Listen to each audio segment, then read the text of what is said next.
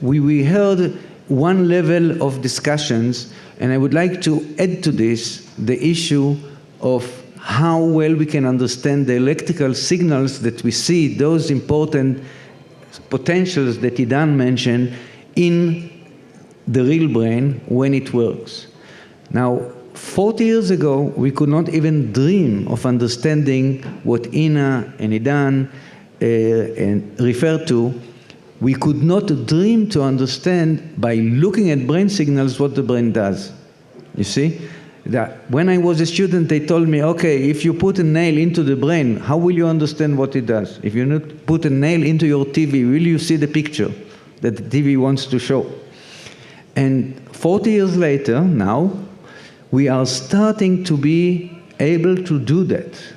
So we need to develop a lot of the technologies. There is a lot to do, and the best is yet to come. But even today, we can look at the electrical activity in the brain. We can modify the electrical activity of the brain so that in a disease you have abnormal patterns. We can condition these patterns to become different. We can record these signals, and as the technologies develop, we will be able to record from thousands and tens of thousands of sites in the brain, of single cells in the brain, and interpret by the smart algorithms that we are developing and will develop. We will be able to interpret this activity, understand if it does what the person would like it to do, like you would not like to have hallucinations, but as Yadin mentioned, hallucinations or new memories that you have are created by your own brain for a good purpose, for your better future. We just need to know how to use it. And this holds for the whole humanity and not only for our own brains. When we have new inventions, new technologies, we can use them to bring disasters. We can use them to develop atomic bomb, and we can use them to develop spaceships and to develop energies, etc. So it's our task to be able to embody all this new knowledge that we bring by studying the brain in a way that will help mankind. And the question that I could address now to maybe Yadin is to bring the issue of how well we can, the society can take the ideas that machines and humans are something that relate to each other, and how will we accept these approaches. You need to know that today we can activate robots by the brain activity. Okay? We can create human-like machines that can interact with the brain or not. They can use brain-inspired algorithms to behave like humans. Yadin. Thank you very much. The issue is very broad, so because we are short on time, all I wish to do is to present one single problem as by way of an example. Can we go, I don't have control over that. I can't stand it if I don't have control. So I assume this is the one that moves it, yeah. So I wish to bring one issue, which is the issue which we call the issue of the other. Suppose we succeed, which we will do. The Human Brain Project will do it. I don't know if in 10 years, but maybe in 20, but it will do it. We'll have robot-like creatures or human-like robots that will be able to perform lots of things. There are many right now. One of these is a robot and one of these is a human. Very easy to distinguish. And this brings up an issue which, by way of introduction, I wish just to bring a short movie. And I don't know where the movie is, so I'll bring you to the movie. You are the expert on the movie. Please bear with me. It's 2 minutes and about 20 seconds, and it's not a very high-quality movie, but it's worth looking at. Loading photos. Oh, I'm very impressed by the photos. What's happening? How can we simulate the brain if we can't operate a video machine? people here today to say goodbye to you before we pack you up and ship you off to the University of West England.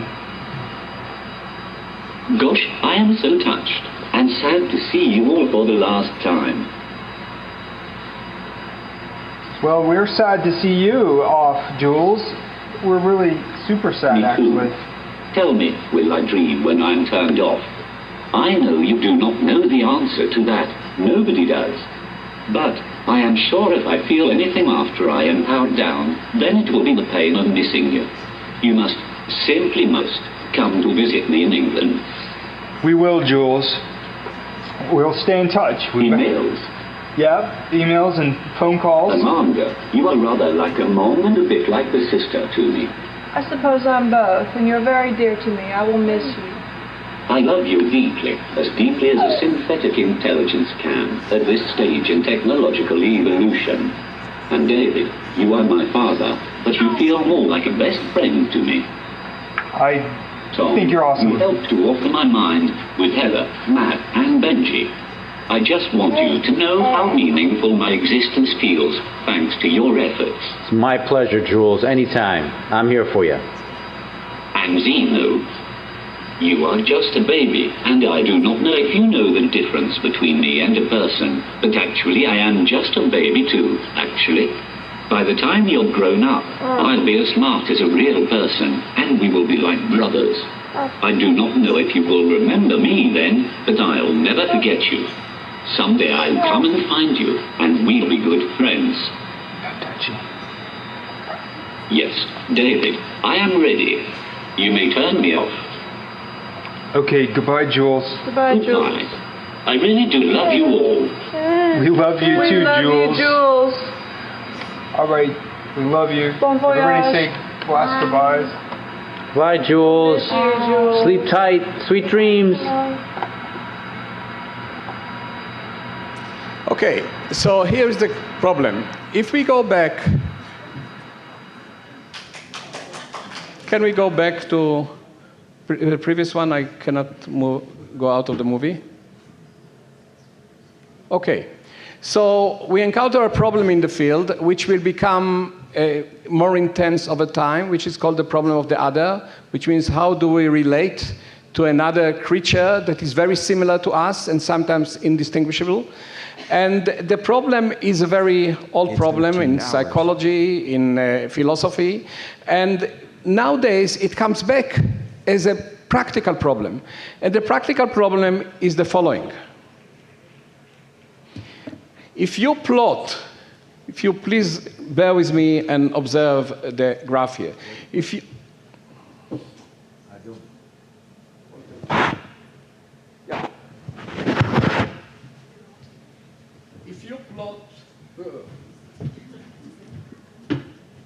if you plot familiarity or a sense of comfort versus human likeness, you find that when you deal with instruments that are very unhuman, like robots that look like robots, like Lego structures, like cars, then you don't have any problems. But if the robot becomes more and more like humans, you start feeling you start experiencing a feeling of uneasiness.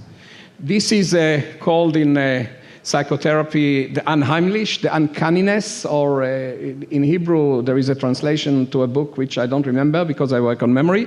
And if you really approach a situation in which the robot is very much similar to you, and you have to be an expert in order to distinguish between the robot and the human being, but you can still sense something which says to you, tells you this is not a real human being, you fall in what we call the uncanny valley. You feel an anxiety. And we have to encounter this issue in the psychology of creating brain-inspired technologies, because the Japanese, who are trying now to create robots that will serve as nurses in hospitals, already encounter it. They have excellent nurses, they never err. They do whatever they need, they always smile. These nurses are not human beings, they are robots. And what they see is that if the patient is not demented, the patient feels an anxiety in interacting with that machine. So here's an example of a problem which is a philosophical, social, and, if you wish, ethical problem that we have to deal with. And I just brought it as one example to the great array, the spectrum, the gamut of problems that we'll have to resolve when we deal with the advantage of technologies toward the creation of brain-inspired technologies. Just for you, food for thought, which is very good before lunch. Thank you very much. Thank you, Adil.